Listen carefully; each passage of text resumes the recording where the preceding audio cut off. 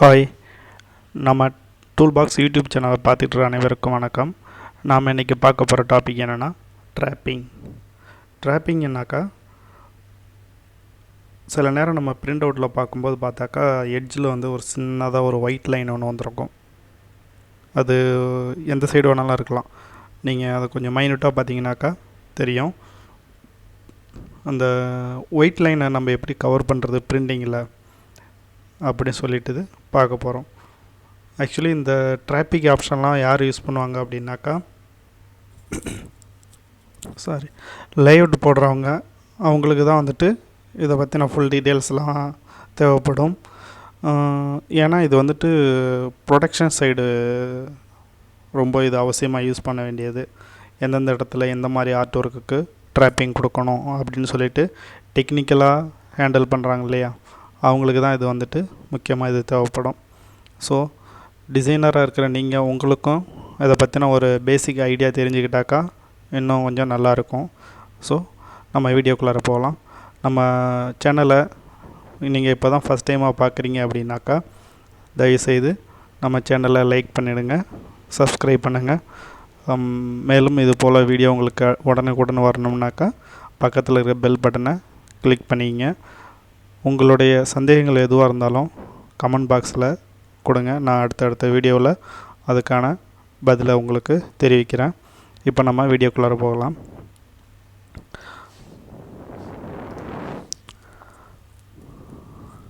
நான் ஆல்ரெடி வந்துட்டு ஒரு சின்னதாக ஒரு விஷுவல்ஸ் வந்து ரெடி பண்ணி வச்சுருக்கிறேன். அதாவது ஒரு ஆர்ட் ஒர்க் நம்ம ஒர்க் பண்ணும்போது எப்படி இருக்கும், அதுக்கு ட்ராப்பிங் ஆன் பண்ணால் அது எப்படி இருக்கும், அந்த ஆர்ட் ஒர்க்கு பிரிண்ட் பண்ணால் ட்ராப்பிங் இல்லாமல் பிரிண்ட் பண்ணால் அது எப்படி இருக்கும், அதுக்கப்புறம் ட்ராப்பிங் கொடுத்து பிரிண்ட் பண்ணால் அது எப்படி இருக்கும், அதை பற்றிலாம் நம்ம வந்துட்டு பார்க்க போகிறோம். அது சம்மந்தமாகவே நான் வந்துட்டு ஒரு விஷுவல்ஸ் ரெடி பண்ணி வச்சுருக்கிறேன். அதை பார்த்தாக்கா உங்களுக்கு ஒரு ஐடியா கிடைக்கும். ஸோ பொதுவாக ட்ராப்பிங் பார்த்தாக்கா லைட் கலர்லேருந்து டார்க் கலர் கொடுக்கலாம். ரெண்டாவது பேக்ரவுண்டுக்கும் அந்த ஆப்ஜெக்ட் ஏதாவது டெக்ஸ்ட்டோ இல்லை ஒரு கிராஃபிக்ஸ் வெக்டர் கிராஃபிக்ஸோ அந்த மாதிரி ஏதாவது இருக்குனாக்கா அதிலிருந்து பேக்ரவுண்டை கவர் பண்ணலாம். அப்படி இல்லைனா பேக்ரவுண்டு கலரை வந்து அந்த ஆப்ஜெக்ட்டுக்குள்ளார கவர் பண்ணலாம். ரெண்டு விதமாக ட்ராப்பிங் கொடுப்பாங்க.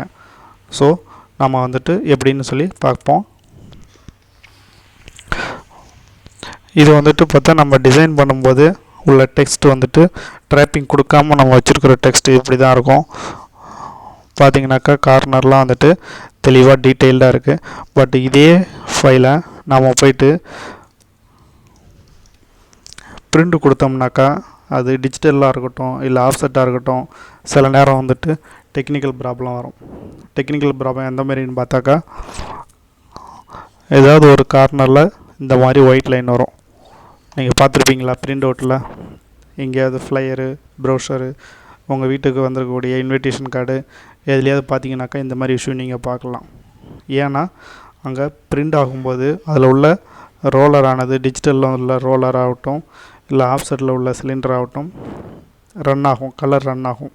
அந்தந்த கலருக்குள்ள ரோலர் வந்துட்டு ஒரு 0.08 ஹேர்லைன் அளவுக்கு ரன் ஆகிருக்கும். ஸோ அதனால் இந்த மாதிரி இஷ்யூலாம் வரும். இது எப்படி அவாய்ட் பண்ணுறது அப்படின்னு பார்த்தீங்கன்னாக்கா நாம் வந்து இதுக்கு தான் ட்ராப்பிங் கொடுக்கணும். இந்த ஒயிட் லைன் கவர் பண்ணுற அளவுக்கு நம்ம ட்ராப்பிங் கொடுக்கணும். ட்ராப்பிங்கிறது ஒன்றும் இல்லை, ஸ்ட்ரோக்கு கொடுத்து ஸ்ட்ரோக்குக்கு வந்து ஓவர் பிரிண்ட் ஸ்ட்ரோக்கு கொடுக்கணும். பட் இன்சைடு உள்ள ஃபில் கலருக்கு நீங்கள் ஸ்ட்ரோக்கு கொடுக்க வேண்டாம். ஓகேவா, வாங்க அது எப்படின்னு பார்ப்போம். அதே நேரம் நீங்கள் பிளாக் கலர் யூஸ் பண்ணியிருக்கீங்க அப்படின்னாக்கா இதில் அதுக்கு நீங்கள் ஸ்ட்ரோக்கு கொடுக்கலாம். இந்த மாதிரி மற்ற கலருக்கு ஸ்ட்ரோக்கு கொடுக்கக்கூடாது. ஓவர் பிரிண்ட் கொடுக்கக்கூடாது. பிளாக் கலர் கொடுத்தீங்கன்னாக்கா ஓவர் பிரிண்ட் கொடுங்க. மற்ற கலருக்கு ஓவர் பிரிண்ட் கொடுக்கணும்னு அவசியம் இல்லை, ட்ராப்பிங் மட்டும் கொடுத்துக்கலாம். ஸோ ஏற்கனவே உள்ள வீடியோவில் வந்துட்டு ஓவர் பிரிண்ட்னா என்ன, அது எந்தெந்த கலருக்கெலாம் கொடுக்கலாம் அதை பற்றி சொல்லியிருந்தேன். இது வீடியோ டைரெக்டாக இந்த வீடியோக்கு வந்துட்டிங்கன்னா நீங்கள் அந்த வீடியோ பார்த்துட்டு அதுக்கப்புறம் வாங்க, உங்களுக்கு ஓவர் பிரிண்ட்னா என்னென்னு உங்களுக்கு புரியும். இப்போ வந்துட்டு கீழே பார்த்தீங்கன்னா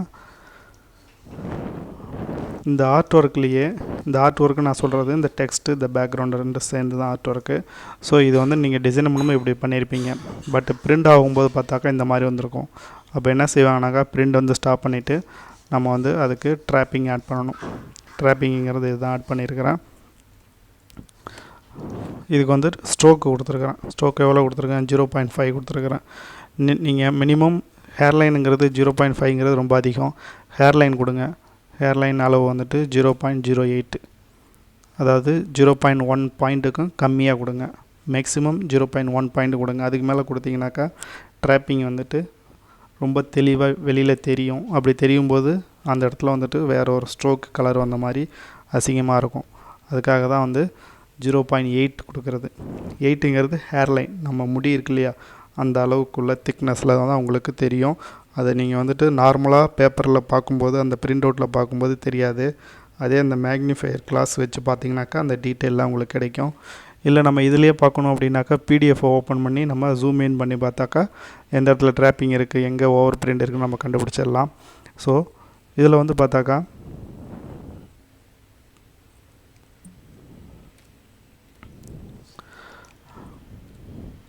நான் வந்துட்டு ட்ராப்பிங் கொடுத்துருக்குறேன். இந்த ட்ராப்பிங் பார்த்தாக்கா இது வந்துட்டு ஸ்ட்ரோக்கு. நான் என்ன பண்ணியிருக்கேன்னா இந்த எல்லோ கலரை எக்ஸ்டெண்ட் பண்ணியிருக்கிறேன். நல்லா பார்த்துங்க, இது வந்து எல்லோ கலர் இல்லை, நல்லா தெரியும். அது கீழே வந்துட்டு சொல்லியிருக்கிறேன். நான் எல்லோ கலர் வந்துட்டு எக்ஸ்டெண்ட் பண்ணல, சாரி. நான் பேக்ரவுண்டு கலர் வந்துட்டு, அதாவது பேக்ரவுண்ட் வந்துட்டு ஆப்ஜெக்டில் வந்துட்டு எக்ஸ்டெண்ட் பண்ணியிருக்கிறேன். ஓகேவா? பேக்ரவுண்டு கலர் வந்துட்டு சயன் 75% கொடுத்துருக்குறேன். அதே கலரை ஸ்ட்ரோக் அங்கே யூஸ் பண்ணியிருக்கிறேன். ஆனால் இங்கே நான் யூஸ் பண்ணியிருக்கிறது இப்போதைக்கு டெம்பரரியாக உங்களுக்கு என்ன சேஞ்சஸ் இருக்குதுன்னு சொல்லி சொல்கிறதுக்காக தான் வேற ஒரு கலரை கொடுத்து உங்களுக்கு ஹைலைட் பண்ணி காட்டியிருக்கிறேன். ஏன்னா இந்த ஆர்ட் ஒர்க்கு இதே மாதிரி தான் இருக்கும் ஒரிஜினலாக. ஓகேவா? இப்படி இருக்கும்போது உங்களுக்கு நான் இந்த ப்ளூ கலரையே ஸ்ட்ரோக்காக கொடுத்தனாக்கா உங்களுக்கு அந்த டிஃப்ரென்ஷியேட் தெரியாது. நம்ம கிளாஸில் வந்துட்டு அதை டிஃப்ரென்ஷியேட் பண்ணி காட்டுறதுக்காக தான் வேறு ஒரு கலரை கொடுத்து இங்கே நான் உங்களுக்கு டீச் பண்ணிகிட்டு இருக்கிறேன். இந்த கலர் ஆக்சுவலி வந்துட்டு சயன் 75% கொடுக்கணும். இந்த பேக்ரவுண்டு கலரையே இதில் ஸ்ட்ரோக்காக கொடுத்து அதுக்கு நான் வந்துட்டு ஸ்ட்ரோக் கொடுத்ததும் இதை செலக்ட் பண்ணிவிட்டு ஸ்ட்ரோக் வந்துட்டு 0.08 தான் கொடுக்கணும். நான் இங்கே வந்து 0.5 ஏன் கொடுத்துருக்கேன்னாக்கா உங்களுக்கு விசிபிளாக இருக்கணும், நல்லா தெளிவாக தெரியுங்கிறதுக்காக தான் கொடுத்துருக்குறேன். நீங்கள் ட்ராப்பிங் கொடுக்கும்போது 0.08 மினிமம். ஓகேவா? அதுக்கு கம்மியாக போனாக்கா உங்களுக்கு தெரியாது. சில நேரம் அது அந்த ட்ராப்பிங் ஆப்ஷன் ஒர்க் ஆகாமல் கூட இருக்கலாம். மினிமம் 0.08, மேக்ஸிமம் 1 பாயிண்ட், 0.1 பாயிண்ட், அதுக்கு மேலே வேண்டாம். ஸோ அதாவது சின்ன சின்ன டெக்ஸ்ட் வரும்போது 0.8 அந்த மாதிரி கொடுங்க. ரொம்ப பெரிய டெக்ஸ்ட் இந்த மாதிரி டெக்ஸ்ட்லாம் வருதுனாக்கா நீங்கள் 1 பாயிண்ட், 0.1 பாயிண்ட், 0.1 பாயிண்ட், 12, 13, 15 அப்படி கூட கொடுத்துக்கலாம். அதாவது அந்த ஏரியா எவ்வளோ கவர் ஆகுது அதை வச்சு தான் நீங்கள் வந்து ட்ராப்பிங்கோட அளவை கூட்டலாம். ஒரு பெரிய சைஸ் பேனர் அடிக்கிறீங்க அப்படின்னாக்கா அதுக்கு நீங்கள் 1 பாயிண்ட், மேக்ஸிமம் 3 பாயிண்ட் வரைக்கும் கொடுக்கலாம்.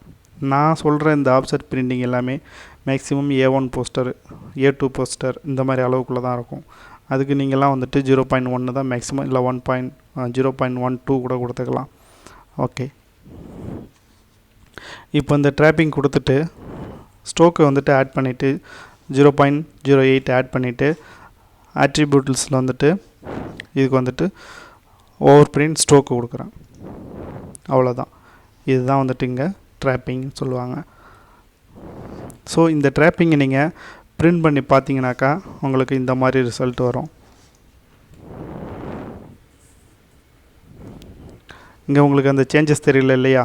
ஸோ இந்த ஃபைலை நான் வந்து ஒரு பிடிஎஃபாக சேவ் பண்ணிவிட்டு உங்களுக்கு காட்டுறேன். அதுக்கு முன்னாடி இன்னொரு விஷயத்த சொல்லிடுறேன். இப்போ நாம் வந்துட்டு இந்த ப்ளூ கலரை தான் வந்து எக்ஸ்டெண்ட் பண்ணியிருக்கோம் எல்லோ கலர் மேலே. ஸோ இந்த எல்லோ கலரை ப்ளூ கலர்கிட்ட எக்ஸ்டெண்ட் பண்ணாக்கா அதுவும் ட்ராப்பிங் தான், அப்படியும் கொடுக்கலாம். அப்படி கொடுத்தா என்ன ஆகுனாக்கா இந்த எல்லோ கலரை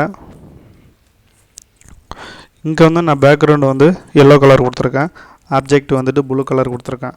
ஸோ இங்கே நீங்கள் வந்துட்டு எல்லோ கலர் எக்ஸ்டெண்ட் பண்ணிங்கனாக்கா அந்த டெக்ஸ்ட்டோடைய திக்னஸ் வந்து உங்களுக்கு குறையும். ஸோ டெக்ஸ்ட்டோட திக்னஸ் சில பேர் வந்துட்டு மெஷர் பண்ணி கொடுத்துருப்பாங்க, அந்த டெக்ஸ்ட் வந்து ஹைட் இவ்வளோ இருக்கணும் அப்படின்னு. அப்போ நீங்கள் ட்ராப்பிங் 1 பாயிண்ட் கொடுக்குறீங்க அப்படின்னாக்கா உங்களுக்கு அதோடைய மெஷர்மெண்ட், அதோடைய அளவு வந்துட்டு சின்னதாக தான் வரும். அப்போ என்ன செய்யணுன்னாக்கா இந்த ப்ளூவை தான் நீங்கள் எக்ஸ்டெண்ட் பண்ணணும். இந்த ப்ளூவை தான் வெளியில் நீங்கள் எக்ஸ்டெண்ட் பண்ணணும். ஓகேவா?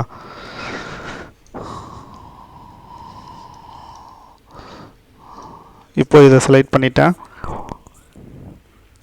ட்ராப்பிங் கொடுக்கறதுக்கு முன்னாடி இது வந்துட்டு கர்வ் பண்ணிவிடுங்க. ஃபைனலைஸ் பண்ணிவிட்டு நீங்கள் எல்லாமே கன்ஃபார்ம் ஆகிட்டுனாக்கா இதை வந்து கர்வ் பண்ணிவிடுங்க. க்ரியேட் அவுட்லைன் கொடுத்துட்டு இப்போ நீங்கள் இதை வந்துட்டு இந்த கலர் இது ப்ளூ கலரில் வந்துட்டு சைஸ் உங்களுக்கு எதுவும் சேஞ்சஸ் வரக்கூடாது, எனக்கு வெளியில் ட்ராப்பிங் கொடுக்கணும் அப்படின்னு நினச்சிங்கனாக்கா கொடுக்கலாம்.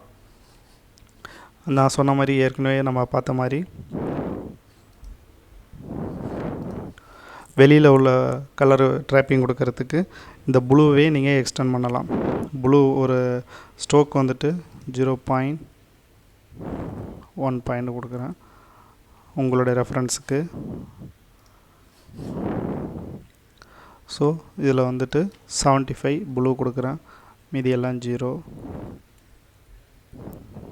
ஓகே கொடுத்துட்டு இப்போ இதுக்கு ஓவர் பிரிண்ட் ஸ்ட்ரோக்கு கொடுத்துட்டு இந்த ஃபாண்டில் பார்த்தீங்கன்னாக்கா வெளியில் போகிற மாதிரி ஒரு ஆப்ஷன் இருக்குது, ஸ்ட்ரோக் அவுட் சைடுன்னு இருக்கும். இதை கொடுத்துட்டிங்கனாக்கா உங்களுக்கு வெளியில் வந்துடும். அதுவே நீங்கள் வந்துட்டு இன்சைடு கொடுத்தீங்கனாக்கா உள்ளார வந்துடும். அப்படி வரும்போது பார்த்தா அந்த ஃபாண்டோடைய திக்னஸ் வந்து கொஞ்சம் குறையும். இல்லை மிடில் வச்சுக்கிட்டிங்கனாக்கா இந்த 1 பாயிண்ட் வந்துட்டு 0.5 வந்து வெளியிலையும் 0.5 வந்துட்டு உள்ளாரையும் இருக்கும். ஸோ இதில் நமக்கு வந்து அந்த சேஞ்சஸ் தெரியல, பிடிஎஃபாக பார்த்தா தான் நமக்கு அந்த சேஞ்சஸ் எப்படி இருக்குன்னு தெரிய வரும். ஸோ இப்போ நம்ம வந்துட்டு ஒரு ஆப்ஜெக்டை ஸ்ட்ரோக் வந்துட்டு ட்ராப்பிங் வந்து வெளியில் கொடுக்கலாம், இல்லை பேக்ரவுண்டு இந்த பேக்ரவுண்டு இருக்குல்ல, இந்த பேக்ரவுண்டை வந்து ஆப்ஜெக்ட் மேலே கவர் பண்ணலாம். 2 ஆப்ஷனில் இருக்குது. முடிஞ்ச வரைக்கும் லைட் கலர் எங்கே இருக்கோ அதை யூஸ் பண்ணுங்கள். அதை யூஸ் பண்ணி டார்க் கலர் மேலே உட்கார வைங்க. அதாவது பிளேட் பிரிண்ட் ஆகும்போது லைட் கலர் இதில் எது பார்த்தீங்கன்னாக்கா எல்லோ தான் லைட் கலரு. ஓகேவா? இந்த எல்லோவை வந்து ப்ளூ மேலே உட்கார வைங்க. அப்படின்னாக்கா உங்களுக்கு ரொம்ப சேஞ்சஸ் தெரியாது, அந்த ஸ்ட்ரோக்கு வந்துட்டு உங்களுக்கு பெரிய வித்தியாசம் தெரியாது. இங்கே அதே மாதிரி இந்த எல்லோவை வந்துட்டு ப்ளூ எடுத்துக்கிட்டு அது மேலே வந்து எல்லோ வச்சிங்கனாக்கா உங்களுக்கு அந்த வித்தியாசம் பெருசாக தெரியாது. ஓகேவா? ஸோ இப்போ நம்ம வந்துட்டு அந்த டிஃப்ரென்ஷியேட் எப்படின்னு சொல்லிட்டு பிடிஎஃப்பை சேவ் பண்ணி அதில் போய்ட்டு பார்க்கலாம்.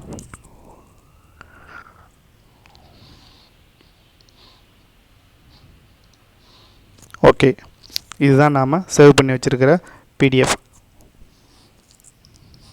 ஃபஸ்ட்டு நான் சொன்ன மாதிரி ஆர்ட் ஒர்க் இருக்குது. இதில் வந்து ட்ராப்பிங் நான் எதுவுமே கொடுக்கல. ஓகேவா? பட் ட்ராப்பிங் இல்லாததுனால பிரிண்ட் பண்ணாக்கா இந்த மாதிரி ஒயிட் லைன் வருது. ஓகேவா? இது எப்படி அவாய்ட் பண்ணுறதுன்னா ட்ராப்பிங் கொடுக்குறோம் இந்த சைடு. அடுத்த ஆர்ட் ஒர்க்கில் பார்த்தீங்கன்னாக்கா ட்ராப்பிங் கொடுக்குறோம். ஸோ இந்த கலர் ஏற்கனவே சொல்லிற மாதிரி சயன் கலர் நான் யூஸ் பண்ணணும். உங்களுக்கு அந்த டிஃப்ரென்ஷியேட் பண்ணுறதுக்காக தான் இந்த கலரை கொடுத்துருக்குறேன். ஆரஞ்சு கலரில் இருக்குது. இது வந்துட்டு சப்போஸ் ப்ளூ கலரில் சயன் கலரில் இருக்கணும். அடுத்தது இங்கே பிரிண்ட் ஆகி வந்துடுச்சு, பிரிண்டிங் ரிசல்ட்டு. ஸோ இந்த ரிசல்ட் எப்படி இருக்குன்னு பார்ப்போமா?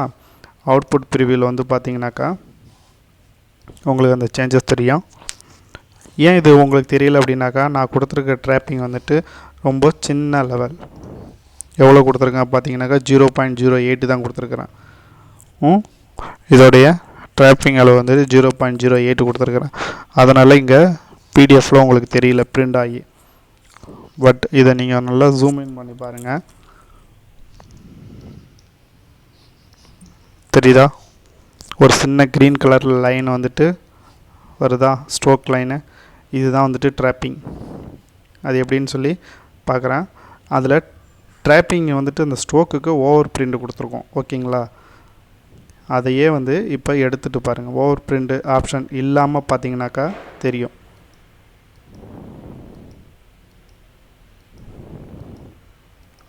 ஓகேவா? ஸோ ட்ராப்பிங் வந்து வெளியில் இருக்குது இதில். ஓகே,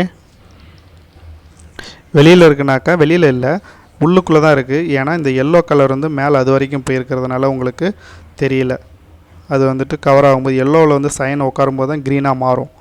ஓகேவா? அதனால தான் நமக்கு அந்த டிஃப்ரென்ஷியேட் தெரியுது. ஓகே, இவ்வளோ தாங்க ட்ராப்பிங்.